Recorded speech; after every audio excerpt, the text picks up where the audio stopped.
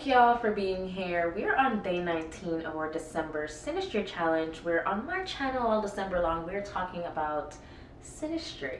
Hi, my name is Imani. I'm a writer and astrologer. And today we're talking about Mars in the 7th house overlay. I don't like to mention things and then not have a video follow-up immediately. We talked about Mars in the 7th a little bit in the last video, so let's delve into why it was even on my mind yesterday. So I've been doing this list of like Mars overlays that have the most to least sex, or are the most sexual to least sexual.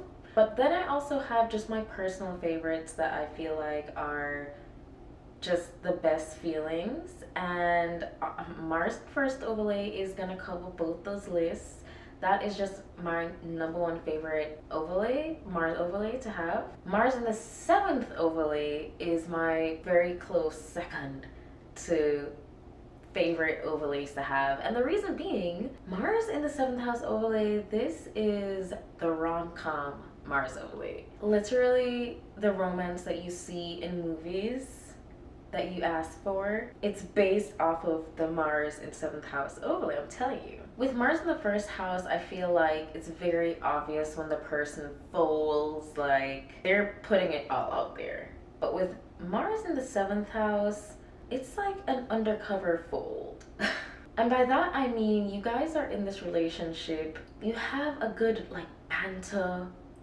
You know, you roast each other, it's light, it's humorous, it's a little tension underneath, it's a little flirty. It's a nice feeling, you know, like you guys have an understanding. And then down the line in your relationship, you turn around and you realize this person has literally been doing everything that you say. Like, how did I not notice that this person is a whole simp for me?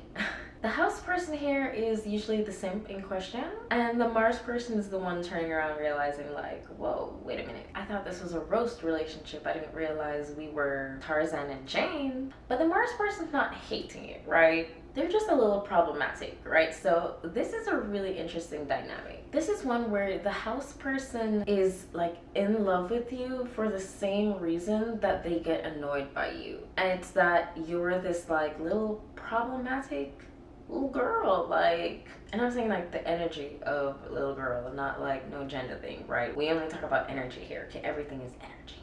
But the house person likes seeing the Mars person in their little tantrums and their little attitudes that they get, their little petty behavior. Mars can be a little bit of a complainer sometimes, but the house person just takes it all in stride, and they think it's like so charming, so cutesy. Like for the most part, they just laugh it off, and it just makes them like fall in love with your quirky little personality even more. At the same time, when you turn this little attitude that needs adjustment towards the house person, that's when they're just like, bruh, I hate when you do this shit. And it's like, I thought you liked that about me, stop. But it's not that the house person really like hates. It's not a love-hate relationship like the Mars and 8.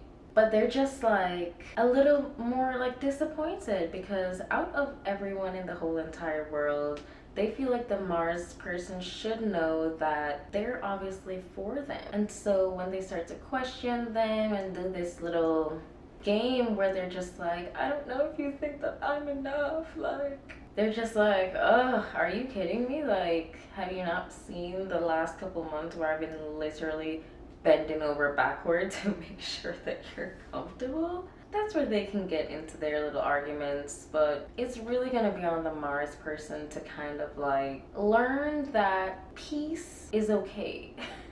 Peace in a relationship is okay. It can be trusted. I feel like in this dynamic a lot, the Mars person usually has a little bit of abandonment issues, a little bit of trust issues. They just want to make sure that you know what you're signing up for. The Mars person never wants to give off the impression that they're always this perfect person. They don't want to be held up to any sort of standard. And it scares them sometimes the way that the house person just readily accepts everything about them and just really has like zero problems. Like they're just like skeptical.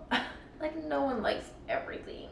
And In reality, the Mars person knows that the house person doesn't like everything about them, but they're suspicious of the way that even the things that annoy them, blow over easier with them than if someone else did it. So yeah, it's not as deep as like the 8th house or the 12th house, but still pretty big trust falls in this one. But once these two can trust each other, the rom-com moments just, your whole life is about to become a movie now. These very serendipitous moments just seem to find their way to your guys' life, and every time you guys hang out together feels like just a picture perfect moment. You start to really learn the value of what a divinely aligned relationship can feel like when both parties are just in flow, and you can kind of like create your own little personal slice of heaven.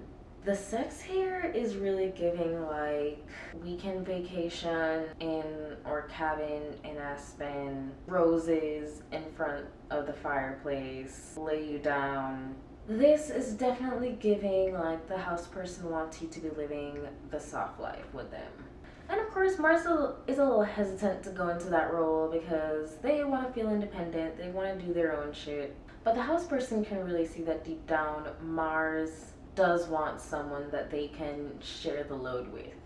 And when Mars can kind of accept that, Mars really levels up. Like, the growth there can really be phenomenal. Biggest lesson here, mostly to the Mars person, but if you find yourself with this overlay and you feel like the Mars person message really resonates with you, but you're the house person, go with what resonates. Only you know your life. But really, like, don't self-sabotage. A lot of people do, so they can't really get to the magic of what I'm talking about here. And I say, like, this is a picture perfect romance, but it's still reality, right? So everything has its challenges, and the challenges here are huge, like huge growth points. Not everyone makes it. But yeah, get it together, y'all, because this overlay is so special, and you guys are like low-key meant to be, okay? For whatever season, for however long that is. My Capricorn season post is up, by the way, if you want to learn a little bit more about what the energy of Capricorn season is going to be like before we enter it in a couple days. Check that out and subscribe, because a couple days from now, either tomorrow or the next day, the Capricorn new moon horoscopes are going to be out. You don't want to miss it, okay? The theme here is preparation meets opportunity, all right? So let's get energetically aligned together. And I'll see you tomorrow for the next synastry video. Bye!